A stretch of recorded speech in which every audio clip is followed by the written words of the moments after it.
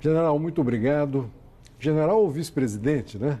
Pode escolher, Roberto, sem problema. Posso escolher? Pode. Posso chamar general vice-presidente. Também, pô. General é um título para sempre, né? E vice-presidente às vezes é passageiro, né? Com certeza. É um prazer muito grande lhe receber, muito obrigado. O senhor sabe que nesses últimos 8 meses eu entrevistei, o senhor é o quarto general. Entrevistei o general Vilas Boas, comandante do Exército, seu amigo, Sim. foi seu comandante. O general Etchegóin, do GSI, né? O general Braga, interventor aqui. E fazia 30 anos que eu não entrevistava generais. Sim. Entrevistei o Geis e o Golbery lá atrás, rapidamente. E quer dizer que vocês voltaram, né, general? Roberto, o que eu posso te dizer? Há uns 4 anos atrás eu compareci a um programa lá no Rio Grande do Sul, da TV Pampa, né? E aí me perguntaram se os militares voltariam ao poder. E eu respondi, se eleitos, pode ser, né? Então... são as mudanças da história. A história tem suas ondas e agora chegou uma outra onda na história do Brasil. E o senhor está animado com o desafio? Muito, muito animado, porque eu sinto que é a hora da gente trazer aquele conhecimento que nós adquirimos ao longo da vida e buscar soluções que o Brasil precisa. Certo. Agora, o senhor, como vice-presidente, já tem algum cargo definido ou o senhor fará mais missões? Cumprirá a agenda do presidente? Qual é a sua ideia? Não, o presidente ele me deu liberdade até para escolher, né, se quisesse ocupar algum ministério. Eu disse para ele que eu não considerava o mais apropriado, né, e que eu ficaria, né, em condições de atuar onde ele julgasse mais necessário. Certo. Agora, o senhor conhece o presidente Bolsonaro, acho que há quase 40 anos, né, praticamente desde jovem, né? Que surpresa, né? O senhor jamais podia imaginar ele ser presidente da República, né? Pois é, né? Mas o Bolsonaro, né? Ele é um homem coerente, né? Sim. Sempre foi. Ele entrou na política já fazem 30 anos, né? Primeiro como vereador aqui no Rio de Janeiro e depois aí deputado sucessivamente eleito aqui pelo nosso estado do Rio de Janeiro. E eu acho que ele entendeu, né? Aí há uns 3, 4 anos atrás, o significado, né, da imagem dele e aí trabalhou junto ao público e obteve essa vitória, né? Como capitão, ele tinha uma imagem mais ou menos no Exército complicada, né? Aquela realidade que nós vivemos, né, na segunda metade dos anos 80 foi um momento difícil para nós, como indivíduos, vamos colocar assim, né, em virtude da contração salarial que nós sofremos, né, as nossas famílias ali com necessidades, e o Bolsonaro, num determinado momento, ele foi porta-voz disso aí.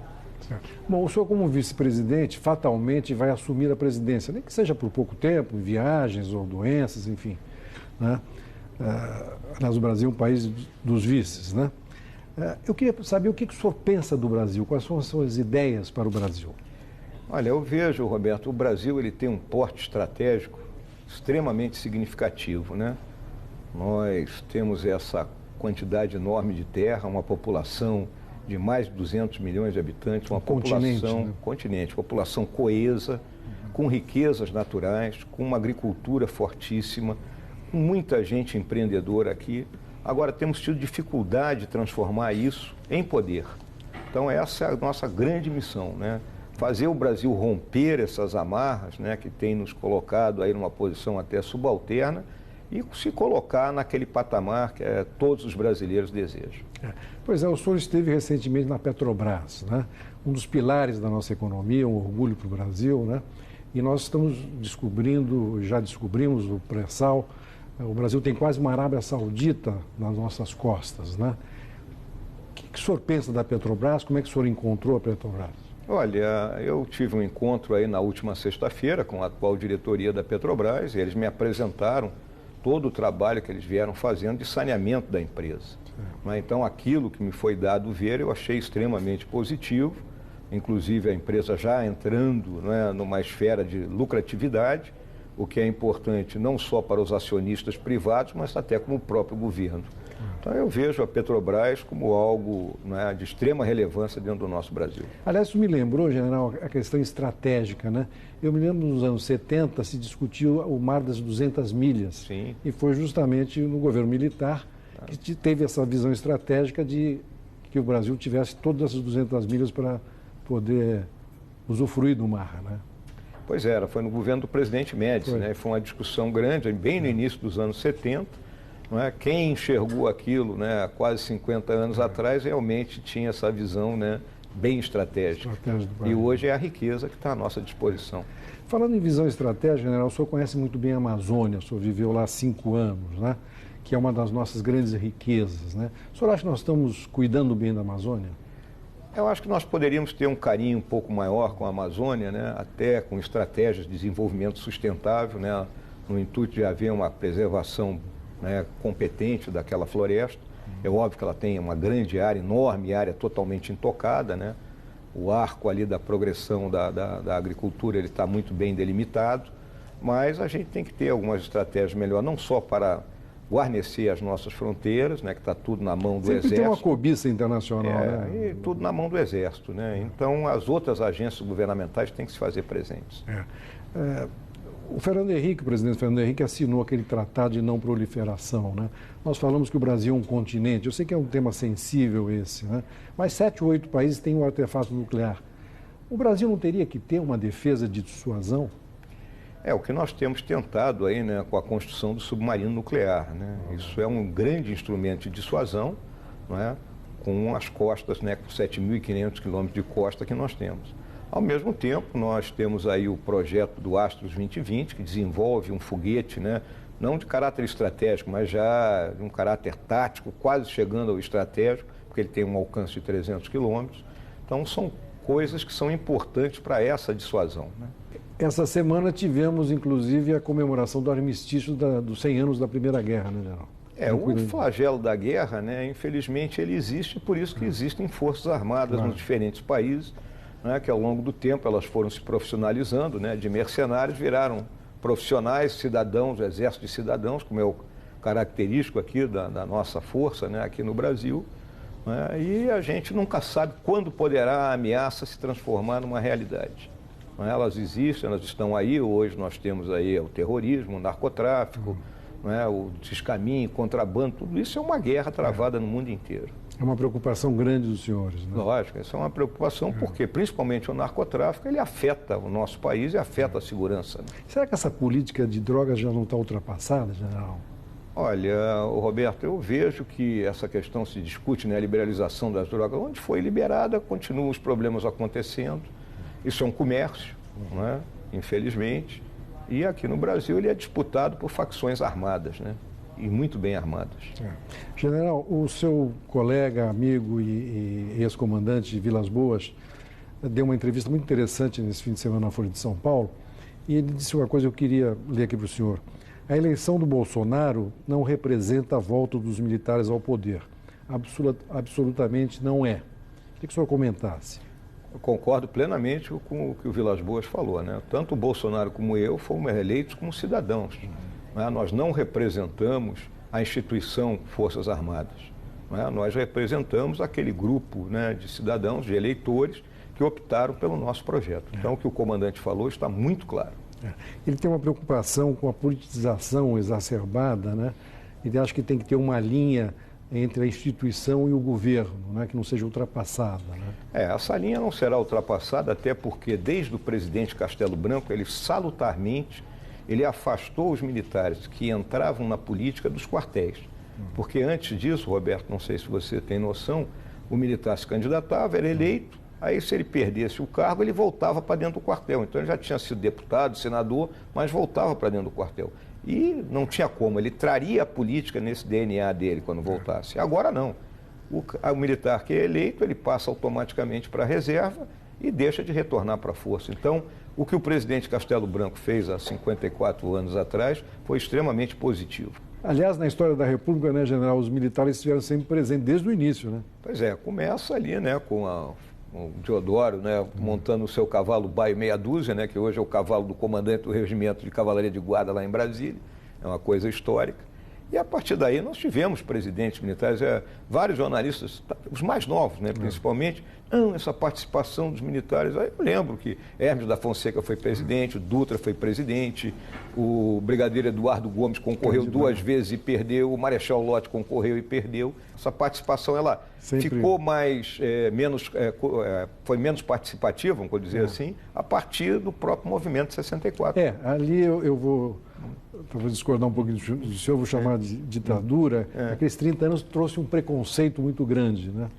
Quando pode ser terminou, levado né? agora. Mas também a gente tem que olhar, né, que em todas as transições que ocorreram na nossa República, a única transição pacífica foi do regime de 64 para aquilo que se convencionou chamar de Nova República, né?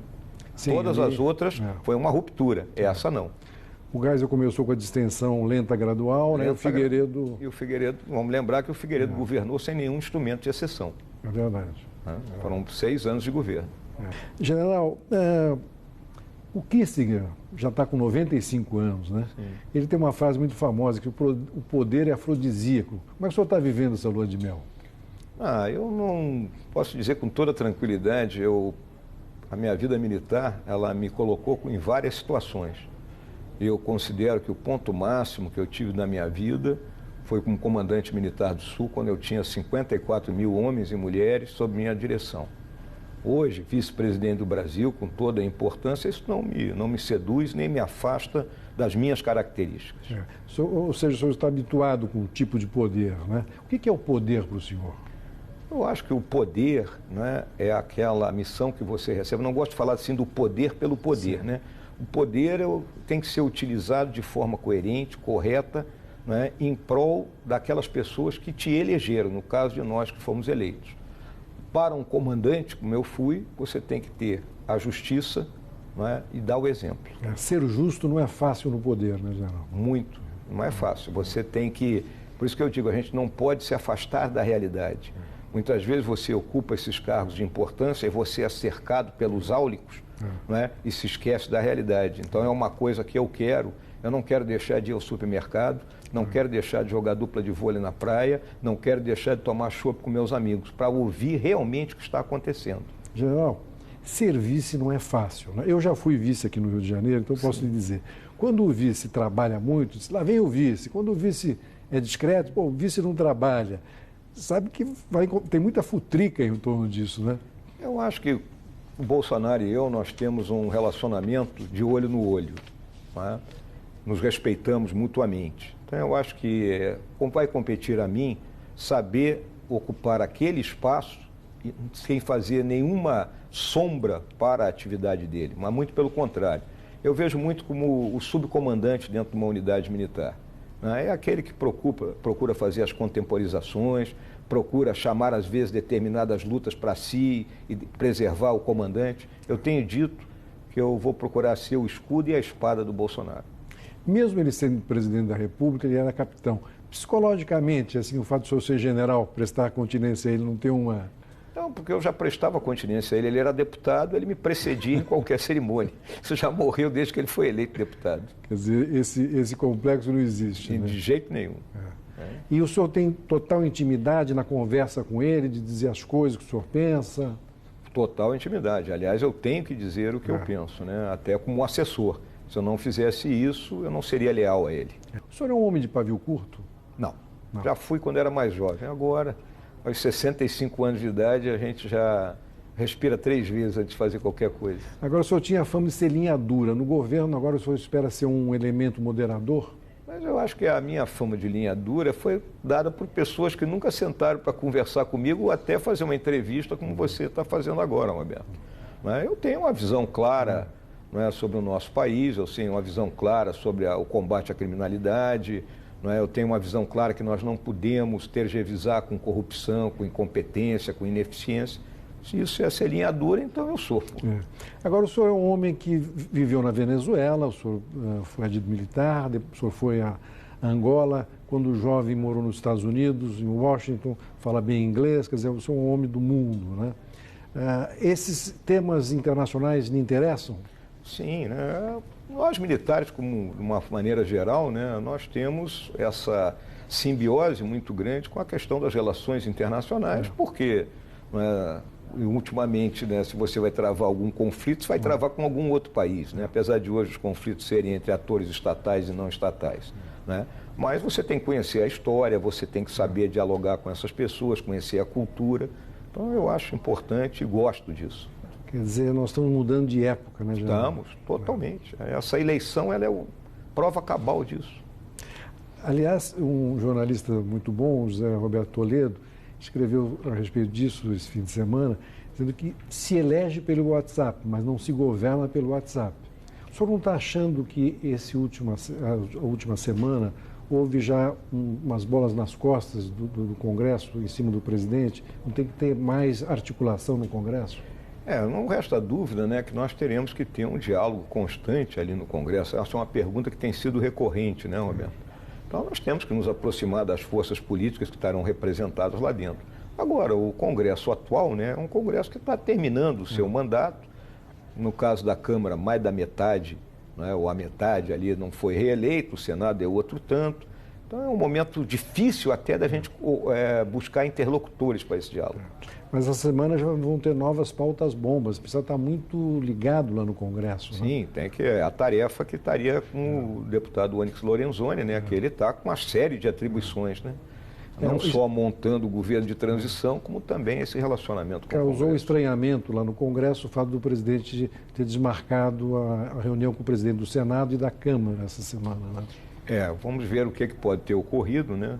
Mas o presidente, ele é do métier, né? Um homem que passou 28 anos dentro do Congresso, ele sabe deslizar ali dentro, né? Ele conhece as curvas daquelas casas.